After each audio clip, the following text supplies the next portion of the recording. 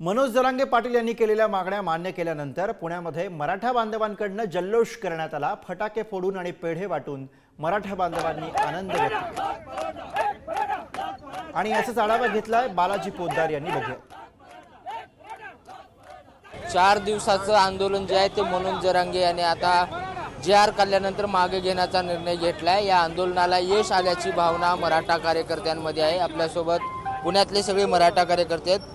आंदोलनाला यश आलं का काही मागण्या आणखी राहिलेल्या आहेत? नाही, आंदोलनाला 100% यश आलेलं आहे। ज्या काही मागण्या आहेत त्या टेक्निकल बेसिसवरच्या आहेत, त्याला देखील यश येईल। पण आज जे 45 वर्षाची प्रतीक्षा होती, कैलासवासी अण्णासाहेब पाटील यांनी जो लढा सुरू केला होता त्याला आज यश मिळालेलं आहे। 45 वर्षानंतर सरकारने हैदराबाद गॅझेटियरला मान्यता दिली आणि तो आजच लागू केला जाणार आहे। त्याचा JR आत्ता मनोजदादा जरांगे यांना मिळणार आहे आणि सातारा गॅझेटियर असेल आणि औंध गॅझेटियर असेल याची देखील अंमलबजावणी 1 महिन्यात करण्याचं सरकारने आश्वासन आणि JR काढलेलं आहे। तर हैदराबाद गॅजेटमध्ये 1882 साली कुणबी समाज मराठा समाज हा OBC मध्ये घातलेला आहे 83 परिशिष्टानुसार आणि त्याच्यानंतर ती मागणी सुद्धा हळूहळू मान्य होणार।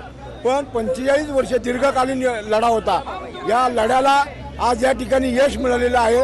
ते म्हणजे सामान्य कुटुंबातला एक आमच्यासारखा सामान्य कुटुंबातील कार्यकर्ता होता, तो नेता आला। संघर्ष योद्धा मनोजदादा जरांगे यांच्यामुळे आज आम्हाला निर्णय मिळालेला आहे। बालाजी पोद्दार, पुढारी न्यूज, पुणे।